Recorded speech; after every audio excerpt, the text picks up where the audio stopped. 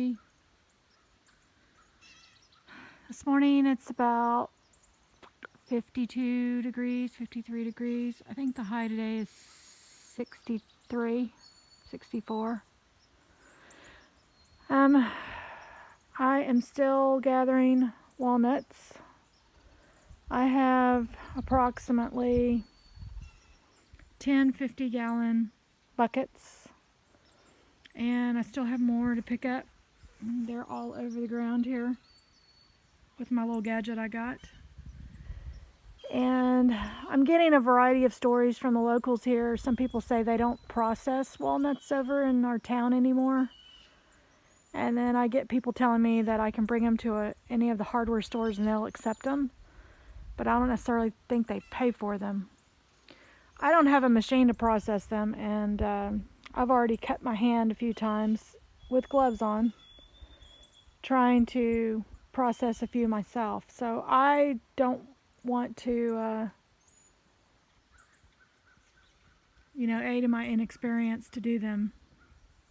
So I'm probably going to dig harder researching before tomorrow and find out where we can take them, because the rain obviously is going to impact the water going in these buckets, and then they'll have mold and mildew and they'll just be worthless. So I wanted to update everybody on some of the stuff. We've got a few walnuts left that are falling, and the tree I'm standing under, there's a few walnuts left. I'm getting emails and requests for an update on how we are doing after moving here, and I can say that the scenery here is stunning. The Ozarks is a beautiful place, but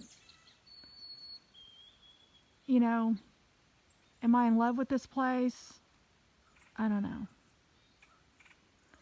There's so many things I love about it, and there's things that I've had to,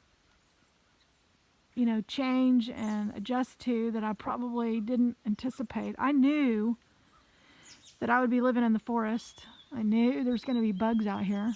I knew there was going to be a lot of stuff I had to deal with, but I never really imagined the levels and all of the cost associated with every single thing that you have to do. Using what you have, it sounds simple, but you have to be very intuitive to know what you can use, how you can use it, and you have to have the creativity and the imagination to come up with those ideas and then implement them. So if you're not a super creative person, yeah, it's going to be hard to do that. I'm creative, I'm in a creative field, but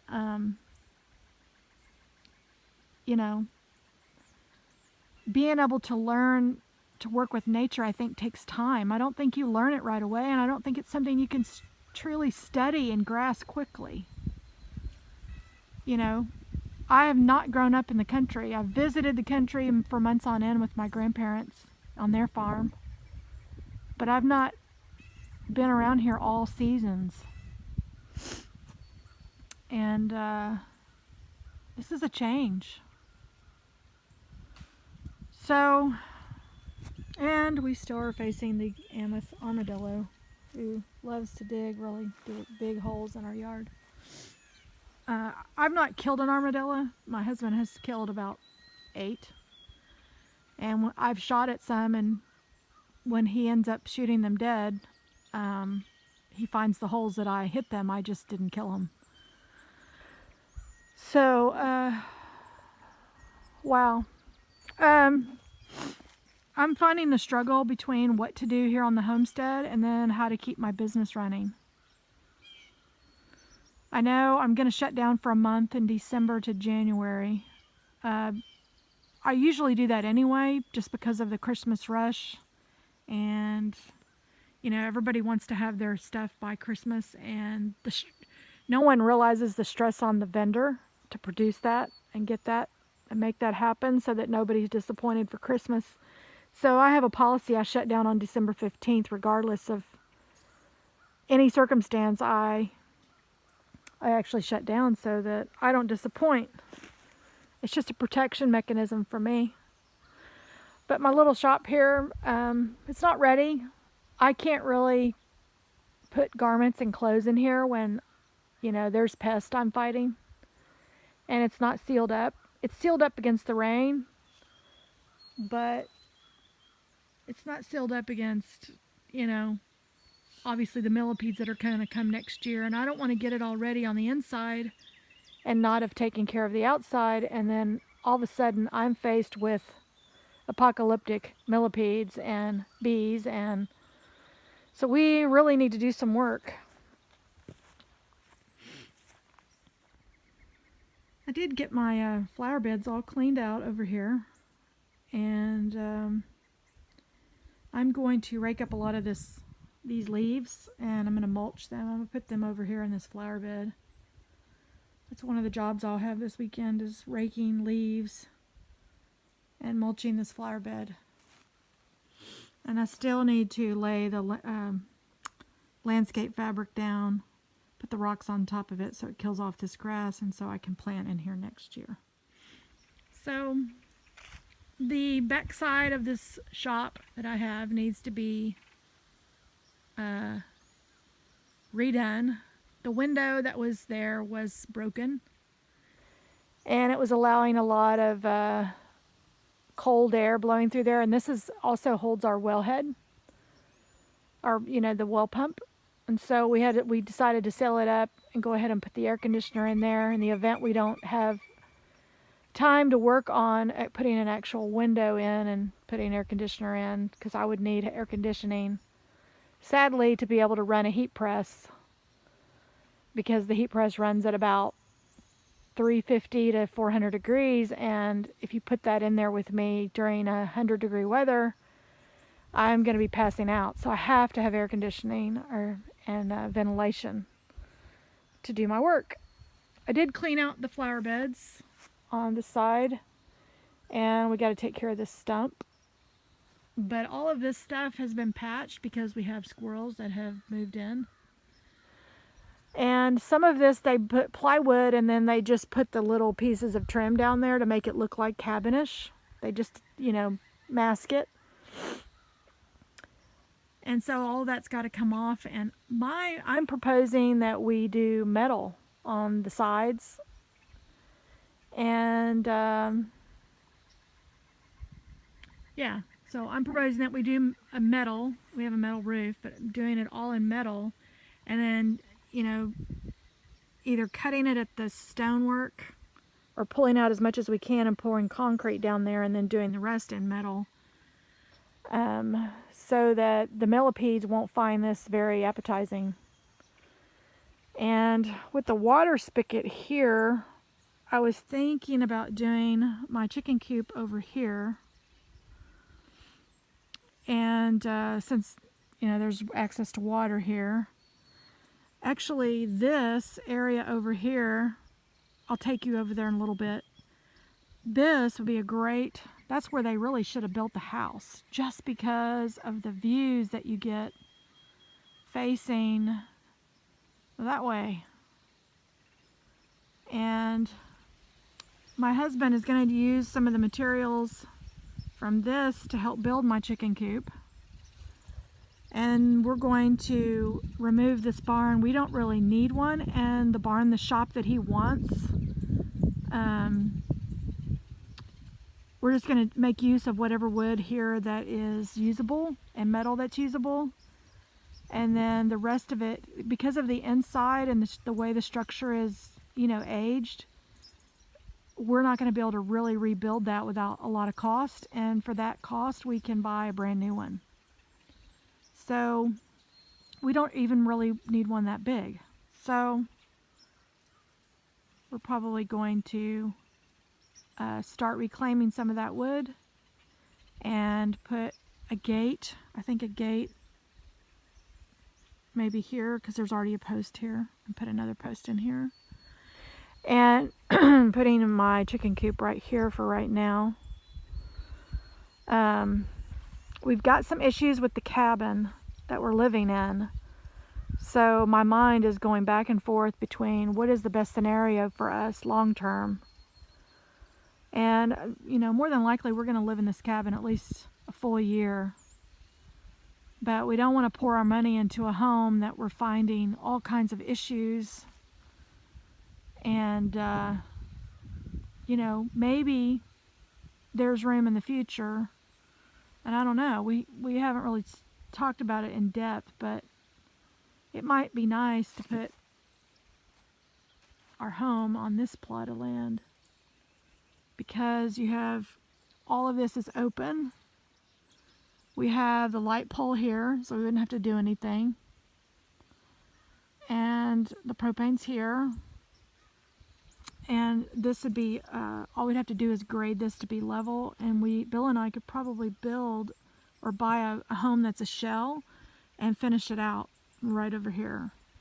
And then we could take, and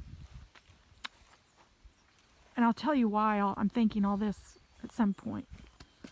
Then we could take the cabin and we could use half of it for guest quarters and the other half for, you know, his wood shop and my business, if I keep going in that direction. I don't plan on doing the garment business into my 70s, so that won't happen. And then he could use this garage for our equipment. My suggestion is that we take down this deer stand, and he put a shop over there because there's yet a light pole right there. He wouldn't really need to do anything other than dig there. So, but in order to have all of that happen and talk through that and plan that, we have to solve some other issues, and I'll talk about that next. Okay, so now I'm going to talk a little bit about some of the drama on our homestead. According to our survey, we have this property, all of this property on this side going down, see if it'll focus, going down all the way down the road to a set of metal gate posts. And the flags that you're seeing here, and there's a flag down there, our adjoining neighbor over here says this is his property, and this is the gentleman who is leasing his property to the Hunters Club that we've had a lot of problems with. So this is part of what's going on. He is now says that he's going to take a bulldozer and he's going to build a road because we will not allow him access to our property, which is not a county road, and he's not landlocked, so he has to build his own road. The issue is this property on our survey shows that it's our property, and it shows on, I guess, on his that it's his property. So the hiccup is, which he probably doesn't know yet, is we've been paying taxes on all of this. What it amounts to is about 2 acres on this side of our property line. A couple weekends ago, he hired a survey company to come in and put markers where his property is. And they came up to our door and asked us if he could not survey, but if he could mark the owner's property. And we didn't think that we could say no to that, so we went ahead and allowed it. And what we discovered was on his property marker, his property comes over into ours. Now, we knew that when his dad was alive and the gentleman who owned this place was alive, they jointly agreed to giving up, I'll take you over here. We haven't moved this brush yet because of the dispute going on, so.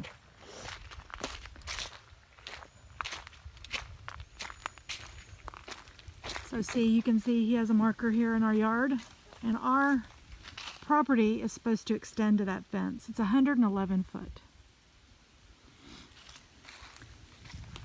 And the road that the hunters accessed was this road. And we're not talking about two guys. We're talking about 25 or 30 guys on RVs, with RVs, with boats, with ATVs, with UTVs, with big four-wheel drives of all brands. And it's loud. And what they do is they camp over behind those trees. Their campsite is right over there. So the most convenient thing for them is to come through our driveway, if that brush wasn't there, and down this road right here that they've made over the years. And they've probably been hunting there maybe 5 or 6 years, but they claim it's been like 25 years. But what they don't know is every single owner that's been here has paid taxes to that fence because his father and the gentleman who owned this property made an agreement to extend the fence here and bring up that back fence forward so that his property line wouldn't be adjacent to this hay barn where he was actually, raising cows out here. So he's got a marker here. He says from everything back is his property. And from this marker, which the light pole is inside, and also was in question was he said he owned our well, which he doesn't, because the well is inside of our property. And there's his marker there. And then if you walk on down there, there's another marker. So his property it's not even a straight line. It's kind of jagged, but it kind of goes in. We've been maintaining this property just as every other owner that has lived here over the last 25 years. We've all been maintaining this property, mowing it, trimming trees, putting up fencing, fixing fencing. It's all been maintained. And most importantly, the tax roll shows that this is a full 40, and that's what we've been charged taxes on it. So, the dilemma. And of all of y'all that says, get a lawyer, go to your real estate agent. We've done all of those things. The value of this plot, the 111 feet, that goes all the way down to give us what we were sold, and it was advertised as a fully fenced property. It equates to about 2 acres, or a little over that. And the value, I think, in Arkansas per acre right now is a little over $1,000 an acre. So then you have to ask yourself, okay, you don't really want to get into a business venture where your costs exceed the value, because even with repairing cars or doing anything like that, you're sinking your money into something you'll never ever reap the benefit over. You know what I mean? So yeah, you can have a $50,000 kitchen, but if you can't get that back in selling your home, it's probably not a good idea to spend that kind of money unless you're going to be living there the rest of your life. And then your generationals, your kids' will be living here. We don't know that for certain. And my pushback is the land may not be worth the value that it's going to cost to fight that. Now, the attorneys that we've talked to, specifically one attorney says it's pretty easy because the tax roll shows that we've paid it. And everybody's maintained it, and every owner since back in the 80s when they bought this property bought a fully fenced property. That fence has been up. We also have the gentleman who put the fence up. He's still alive, and he's come up here and talked to us. So, homestead drama. It's not always cut and dry when you buy a piece of property. There's no zoning codes out here. There's none of that. But we obviously don't want a property line that is this close to our area, because literally, they could put their campers out here, their cars out here, and literally be partying and conversing and doing everything right here next to us. And we didn't move out here to have that kind of noise. So we have the community support. These particular people are from, I think, Newport. And the guy that's the main guy that is doing the leasing or the hunting is the one pushing the family to push on us. And he's a sheriff's deputy in Newport. And kind of bad to abuse your badge by bullying people, but okay. Anyway, so we are sort of in it. My husband is getting discouraged. He doesn't really want to work on projects. He doesn't want to do anything right now because everything's kind of in limbo. This tree is just so beautiful. So that is kind of what's been going on. And this week, my husband is headed back to Dallas for most of the week to work. So I'm going to try to get some videos done while he's gone. But no happy tones in my voice. I am perplexed as what to do. In my mind, we have a lot of land here, and we scooch over, right? Because that seems the neighborly thing to do. But my husband is a principle guy, so he's going to take what he believes is his on principle. So, anyway, I don't think greenhouses, chicken coops, or raised beds or any of that stuff is going to happen until we settle this land dispute, because it would obviously dictate, you know, what we're going to be doing. And we've just put a lot of money into roofing. We found out most of all the windows in the cabin are broken. And we've got ladybugs. It's like the apocalypse. We've got ladybugs all pouring in there. So I'm sorry this is a long video, but everybody wanted an update and I wasn't really sure how to break it down or make it a short video to give you the synopsis. But anyway, we'll see you on the next video. I hope that answers questions. And